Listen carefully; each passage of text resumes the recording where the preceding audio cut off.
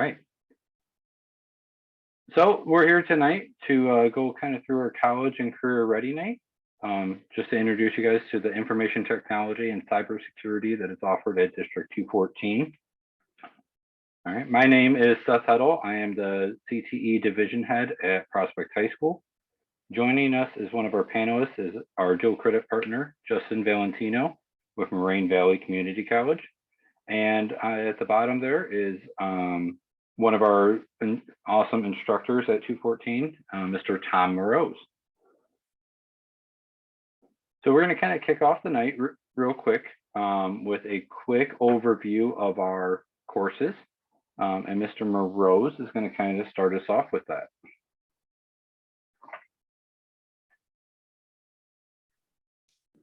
Thank you, and good evening, everyone out there. My name is Tom Morose again, and I'm actually up at Buffalo Grove High School. I've been teaching computer science there now, well, long enough. But anyhow, just kind of give you an idea of how information technology and network systems works here in our district. We have a pretty great and fantastic extensive program here, offering not just the hardware side, but also the software side, as students can pick and select different programs they can go through. And you can kind of see on your screen here, what we've done is kind of laid out these pathways. So if students are interested in, let's say, network administration or network security or computer programming and so forth, they have opportunities to do so and go through it. And with that being said, it kind of ends with a capstone with a lot of opportunities where they can earn college credit through Moraine Valley, which we'll talk about in a little bit, along with an apprenticeship program that we've set up that's been very successful here in the realm of cybersecurity and network technology. Yeah, thank you so much. If you have questions as we go to, please let us know. I'm monitoring the chat on a monitor to my side. So that's just one area of our information technology. The other area is really kind of our cybersecurity pathway.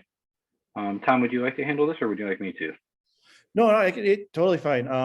Yeah, cybersecurity, again, it's another kind of flavor as we get more specified in terms of cybersecurity concepts. Is we have two kind of key computer pathways here. One, like I said, dealing with hardware, one dealing with the software and the coding side, that kind of all lead up to cybersecurity at kind of the capstone course, their junior or senior year, depending on where they fall into the pathway. Cybersecurity has been very exciting. We've got a great partnership with Moraine Valley, where we're using some of their curriculum right within our classroom. We have a lot of competitions that we've run through cybersecurity as well, through Cyber Patriot and the National Cyber League. And again, this all kind of preludes and culminates to if they have openings in their schedule for an apprenticeship programming within our district and some other areas within our attendance boundaries. Awesome. Thanks so much. I'm trying to answer a question here real quick. So that being said, we'll kind of get into this. So going to Justin, who is our representative from Moraine Valley. Justin, can you just give us a quick overview of kind of your guys' program and how ours links with yours? I'd love to. Thank you. So hello, everyone. My name is Justin Valentino. I'm one of the full-time instructors at Moraine Valley. I'm also the, let's just say, program coordinator, as well as a dual credit coordinator at the college as well. For me, I get to plan and build out a lot of the instructor positions and courses that we offer at our college in IT. And I had the ability to jump into dual credit when asked by our dual credit department. And we've got a lot of awesome programs that line up with the local area high schools, and District 214 being one of our shining all-stars. Thank you, everybody at District 214. You've really been great regarding aligning with us and allowing us to hook up some of our college courses in IT and cybersecurity, and being able to push some awesome content with your high school students at that level. We really had a great relationship and getting started, and I look forward to talking more about my program in just a little bit. And I can do a screen share later on as well to show off a quick PowerPoint presentation and demo what we're looking at. Awesome. Yeah, we'll definitely get to that here shortly. So kind of going to you, Tom, again. What are some of the credentials and stuff that we can earn within this pathway just while in high school?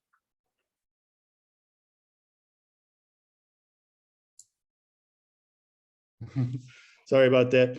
Just within high school itself, there's a lot of opportunities with CompTIA certification, Security Plus certification, all which are industrial standard certifications. Some of the other buildings have an ethical hacker certification that they can go with. And as students complete these courses and they kind of go through the courses, primarily the Cisco side of the courses going through networking, they have those opportunities to sit for the exams within the district. One of the ones I particularly teach is the ethical hacking certification, where students will spend a semester going through learning about the different penetration testing and so forth that regards to hacking and security systems and so forth. And we've had several students very successful in going through that, along with getting the credit and college credit through Moraine Valley. Thank you. Yeah, and as you can see between the two different pathways, there is some overlap. Obviously, it's good to have a view of both sides of kind of the hardware side versus the programming side. So they kind of do intertwine, but then they also are very separate as well. So. Right, a student can navigate between one or the other as they're taking the courses and so forth. And again, they kind of culminate at the end there with the cybersecurity at the top as they exit high school. Awesome. Now, Justin, kind of going back to Moraine Valley and just kind of what the students what would a typical day look like for them in that type of program? Everything from your gen eds to your courses. That's a really big question. And for us with our program, the typical day, really our students are starting off with a good amount of either, let's just say, already AP credit if they are able to get it in high school, or they're just diving in from the beginning in the gen ed courses, going through their communication classes like their COM 101 and 102 and 103. And our scheduling, even for things like math and comm and science, we can start a class all the way from 7 a.m. in the morning. And we have some classes that run until 10:30 at night if students need it based off of their schedule. That's the craziest part about it, is we have like full availability. A lot of the classes that I get to focus on though are in the IT realm. We love and live on real equipment and hardware.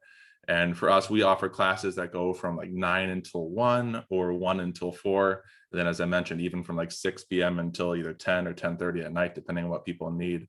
We have classes that are Monday through Friday. We even have classes that meet on Saturdays just to make sure everyone has the room and availability in order to dive into the courses that they want. Right now, due to COVID, of course, we have the availability of every single one of our IT classes and most of our college campus courses all available in online sections.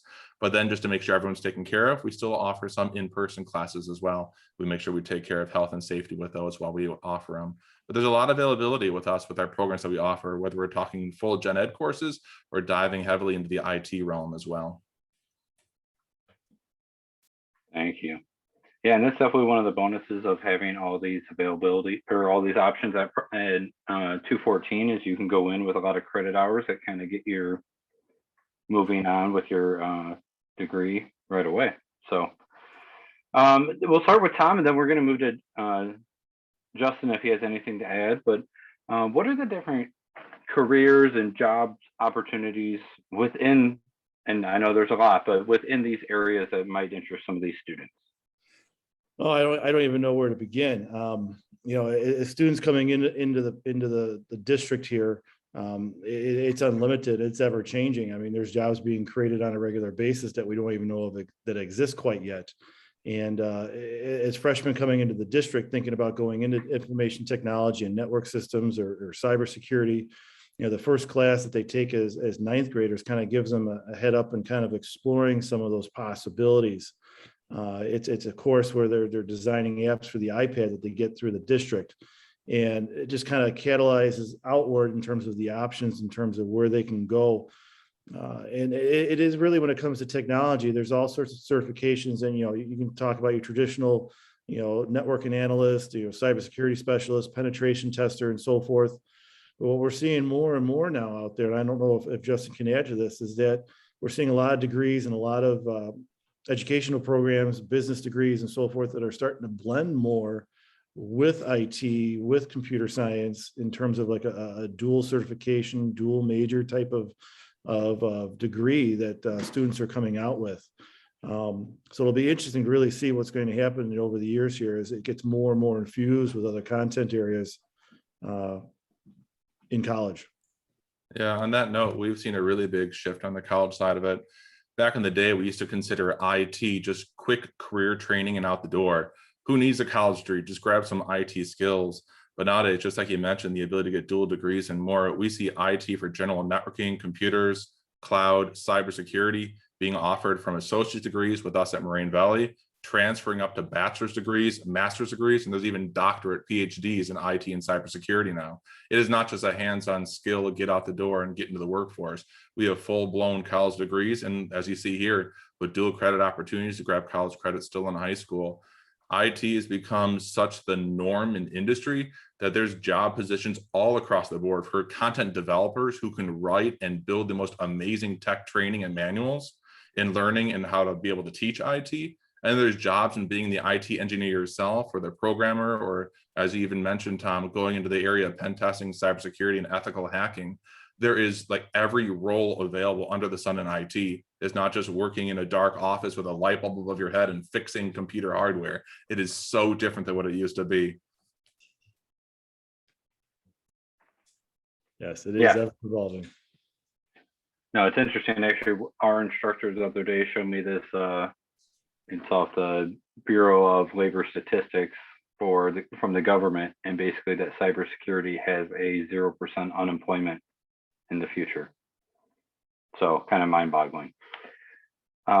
Students as well, and parents, anyone that's on the Zoom, please enter any questions. We want to tailor this as much to you as possible. So I think the next one is, and we'll kind of go to Tom on this one, since I'm going to say he's with the high schoolers a little bit more than Justin is. But what is one piece of advice you'd give these students that are on the Zoom going into maybe a potential pathway like this?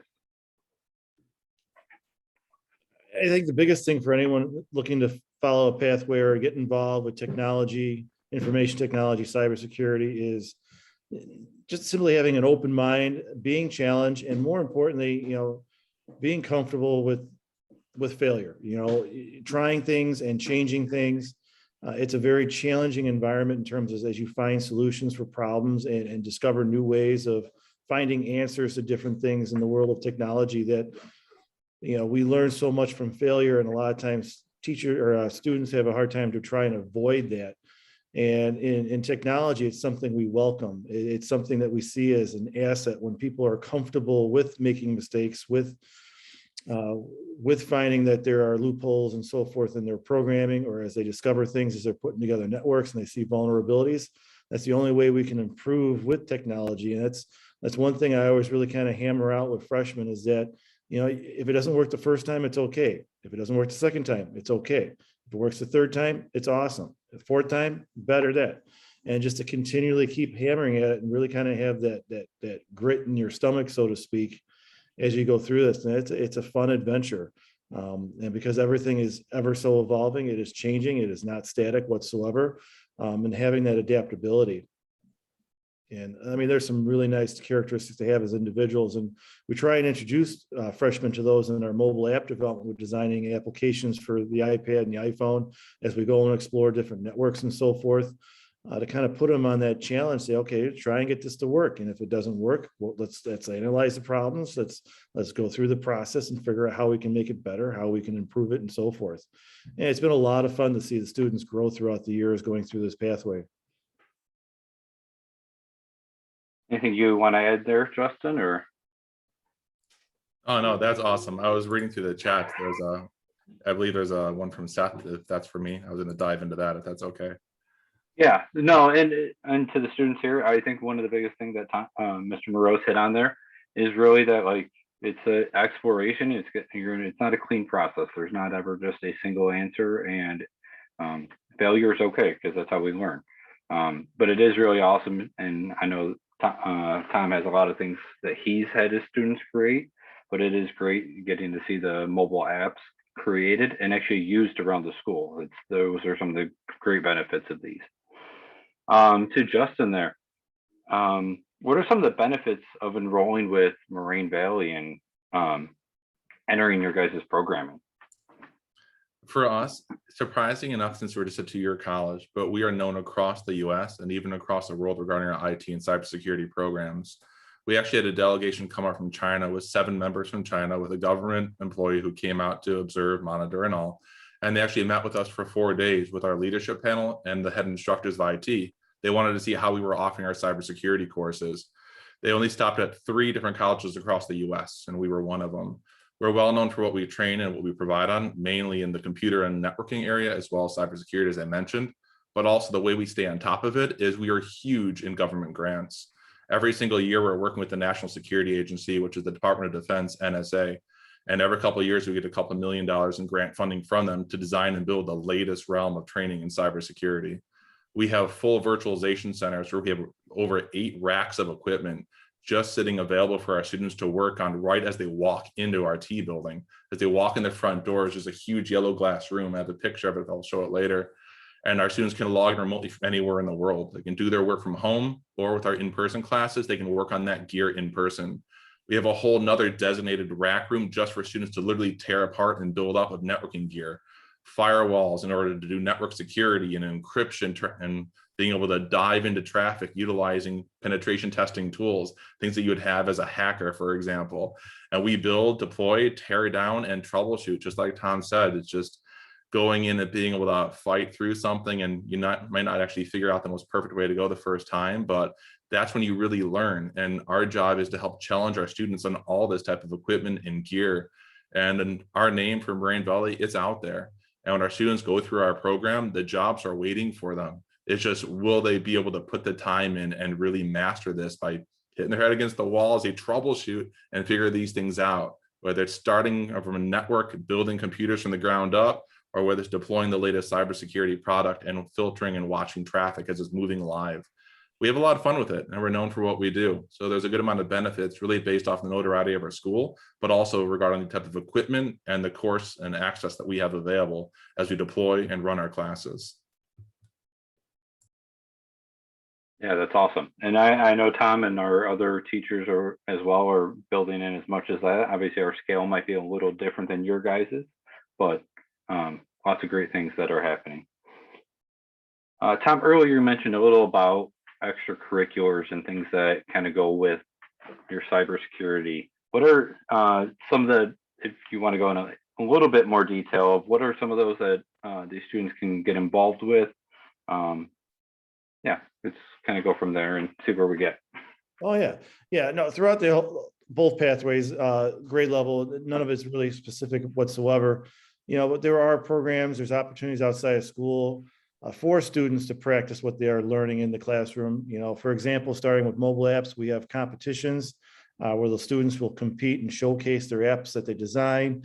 In cybersecurity, we have all sorts of challenges nationwide, such as Cyber Patriot and National Cyber League that they'll compete with. Within the AP courses, of course, you have the AP exams that they're planning with. And there's also the certifications in some of the cybersecurity classes. But every school's got coding clubs or network clubs across the board. A lot of these students will also join the robotics clubs at various schools and be part of their teams in terms of designing and building and coding and programming their robots. For Robot Rumble and so forth that we have here in the district.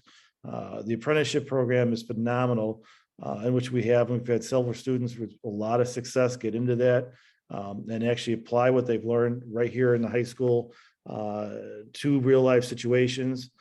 But there's a variety of things, and I'm trying to think if I'm missing any here, but every building's got some type of computer club that they have there at the students meet. And just kind of going by example here with Buffalo Grove, we have a coding club that originally would meet every other Monday, and it's grown now in size. We meet every Monday, and they're designing their own hackathons. They're designing their own coding challenges and capture the flag challenges and showcasing them. And they're setting up a weekend here where they're going to be running it. I know Prospect sets up a hackathon quite a bit so often here, where they invite schools to come to and hack away over the weekend.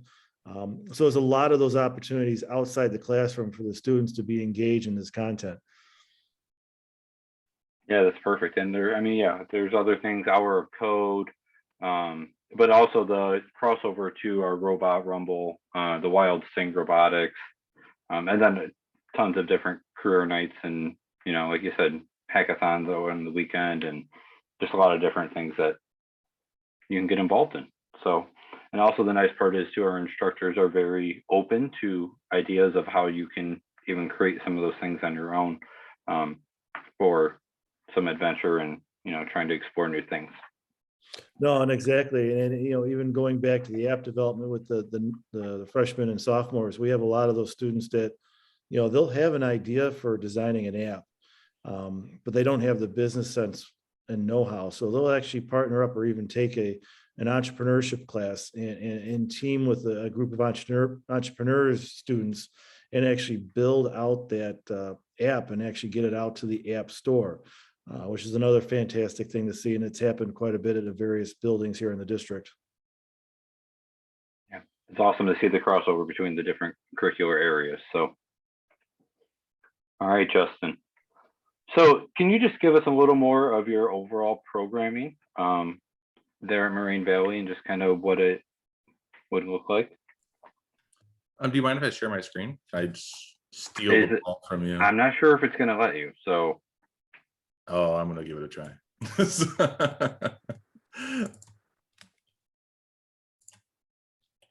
How did that work? All right, there we go. Looks like you got it. Sorry, and thank you, Steph, at the same time. No, all good, all good.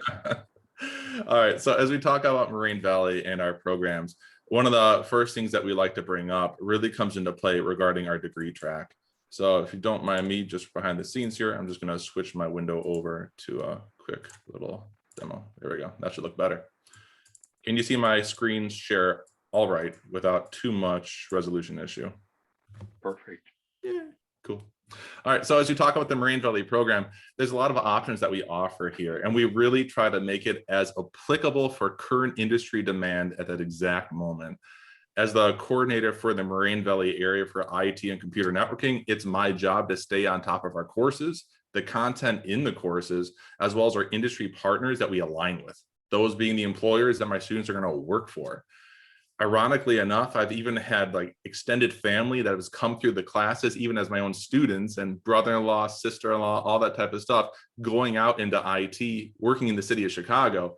And I still see them at those online and whatever get together. So we still get to connect about who they work for, where they've gone, what degrees they ended up getting. And I have that live constant connection with these people who are constantly moving through their workforce.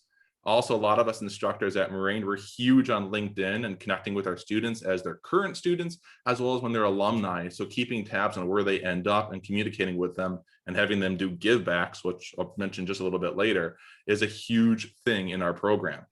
So the way it currently works is we have a couple associate degrees, which are our two-year college degrees here in the IT area.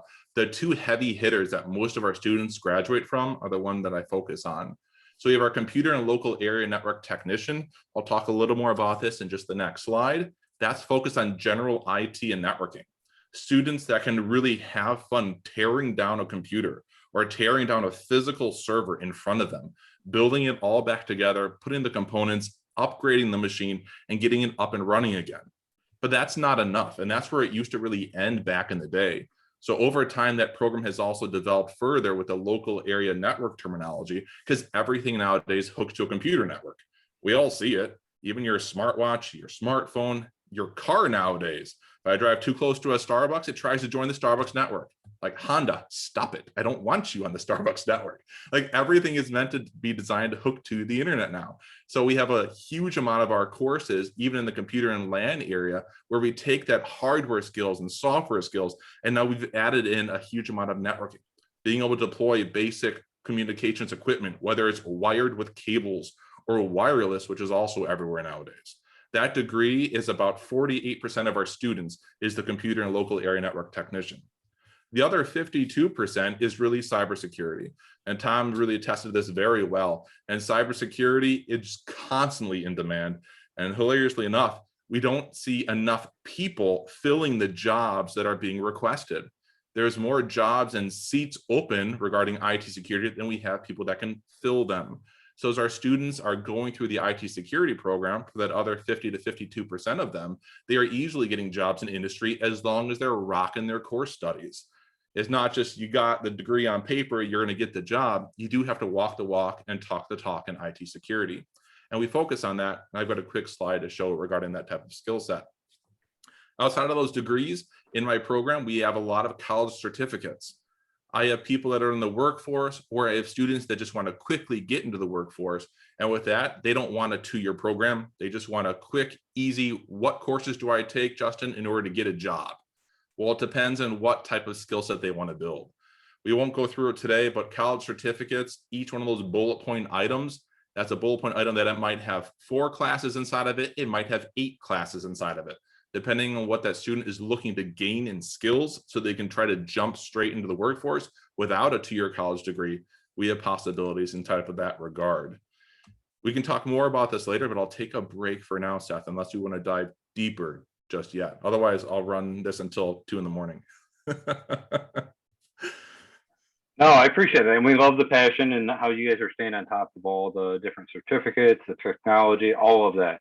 I think the biggest thing is we just want to make sure we open this up for questions to any students that have them about the pathway, programming at Moraine, how all of this kind of intertwines, or just how to get access to these programs, because that's our biggest thing is we want students to have access to these programs. And we feel at 214 that we've done some of those things with our block scheduling and things of that nature that will really allow students to get more involved in these programs and really test the waters better. So let's just give a little wait time, see if there's anything that pops up in the chat.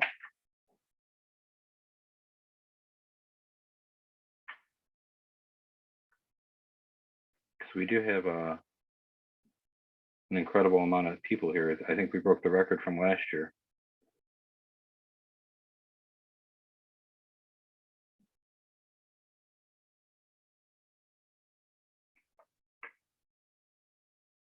No, a lot of quiet people today, which is absolutely all right.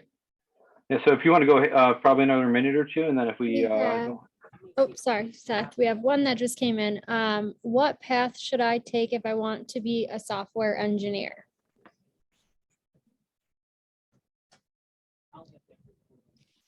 Well, if you're looking to be a software engineer, the one that we have here would probably be the cybersecurity route, where you're getting the programming and the coding behind the scenes there with AP Computer Science Principles and AP Computer Science A would be the route that you'd want to take. And so it would all start with your freshman year taking mobile app development. And what's nice about that is you learn a variety of languages. So in mobile app development, you'll be learning Swift, which is on Apple. In AP Computer Science Principles, you'll be either learning Python or JavaScript, depending on the school. And then in Computer Science A, you'd be learning Java. And then if you do take cybersecurity, college cybersecurity there, you'll be learning a little bit about networking, the coding behind coding different network devices and so forth. So you get a variety of different language sets that would lead right into software development and engineering. awesome. We have a couple more. Yeah, they're rolling in now. It's awesome. Yeah, this is great. And I can share my video too. Are there courses that noticeably intersect with health science careers? That noticeably intersect? Not per se health particularly. What we try and do is keep a general linking out to various disciplines. Any of the programming languages that you take or learn, whether it's computer science A or principles or even just mobile app development, getting that background in writing code and developing programs and applications. If you want to lead into health career fields or science or engineering or business analytics or any one of those disciplines, it kind of lays the groundwork for moving forward. And so you get that prior knowledge base of the process of program development and software development as you kind of lead into those different disciplines. Awesome. This one just came in as well. I'm going into 9th grade next year. What should I take if I need to go into, or if I want to go into cybersecurity? With that, then I definitely would take mobile app development and kind of that'd be your first step. Getting comfortable with the computer, coding, terminal IO, and developing those apps on the iPhone and iPad. So you can see the visual output of what it is that you're designing and get real comfortable with that type of communication with the technology in terms of the computer. the command line input and so forth. Tom, maybe you could handle this one too. Could you review the different paths of the curriculum? So I guess what I think the student is asking is, what would you take if you were going into IT as your pathway versus what would you take in cybersecurity? Are there courses that overlap? Are they completely different? It's kind of hard to explain how it's set up and structured, but the way we kind of laid out these pathways is there's what we call a hardware side and a software side, so to speak. Your information technology and network systems kind of covers and goes in depth with the hardware side in terms of programming and setting up the hardware for a network, your routers, your switches, the cabling, and setting up those paths and subnets and how data travels from one to the other with protocols and so forth, and does a deep dive kind of in those areas, which leads up to cybersecurity. The other side is more the software development side or the programming, where we're looking at development of programs and applications, and on the coding side, which then also leads up to cybersecurity as well. And they each kind of emphasize and kind of give a different flavor of technology. One could take all, one could favor one or the other. A general knowledge of all is always good, but there's so many opportunities to specialize in different areas. And this kind of how we kind of set up this pathway to kind of give it kind of a direction, so to speak, as we move through. If you take a look at the cybersecurity here, I don't want to say it's code heavy, but it's programming heavy in terms of developing of applications, programs, and software. Whereas in the information technology, we're looking at the actual devices that maintain that network and the programming that goes behind those and how we secure them as well.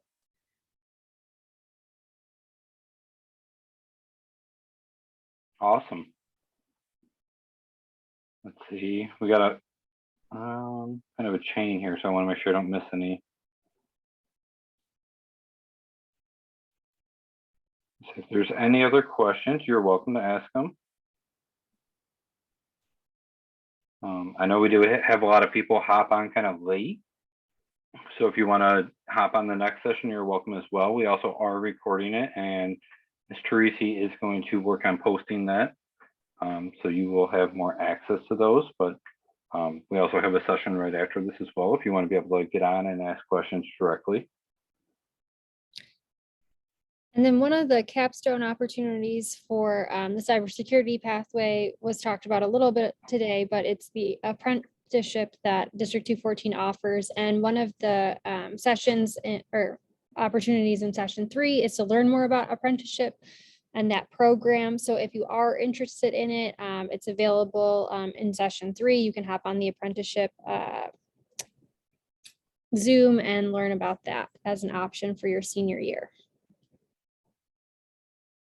Yeah, and one of the great things that Ms. Teresi's office has been able to do, they have been able to provide some of those apprenticeships within our district, which allows us for better access for our kids to our programming. So, all right, Mr. Moreau, is coming back to you. If I missed mobile app in 9th grade, how can I catch up later on? Or what would maybe be the best route for catching up later on? And then I'm going to ask the student if they can, are you talking more cybersecurity or more programming? Because I think that kind of changes maybe, or sorry, networking. I think that might change kind of how Mr. Morose might answer this. Yeah, with either pathway, whichever one they're looking to go into, even if if they're course heavy, they're in band, they can't take the elective courses, they can take mobile app any year in the pathway here, 9, 10, 11, and 12th grade. If they don't take it and they want to jump in somewhere else, they want to go right into the AP, maybe they know something about Swift or programming, they most certainly can. And when they go through registration, that's just the courses that they select. And so you take a look at the ones their sophomore year, which would be computer science principles, or on the network side, I think it's college networks and systems, if I remember correctly. And yeah, there's no problem. The mobile app course is just an introductory course for those that are interested in trying to see what it's all about, what kind of things are in that particular career field and pathway. And then you kind of dive into either direction or both directions based on interests. Yeah, and one of the great things you can also do is this is available. So once you're a DE 214 student, you have an iPad. And once you have that iPad, you do have access to the app, which is Swift, correct, Mr. Morose? Mhm. So if you ever want to just explore that kind of on your own, you're welcome to. Gives you that availability. I actually downloaded it on my son's recently, so we'll see how it goes. Yeah, some of the schools are running what we call an NGE after-school program for middle schoolers. And it's a variety of tech courses, one of them being learning to program in Swift for 6th, 7th, and 8th graders. Awesome. Well, if there's no further questions, I think we're going to close this just a few minutes early. We have another session right after this at 7:05, so it'll give us a break to get a little water. But if you have any questions, feel free to hop onto that session or contact us directly. We're happy to answer whatever we can.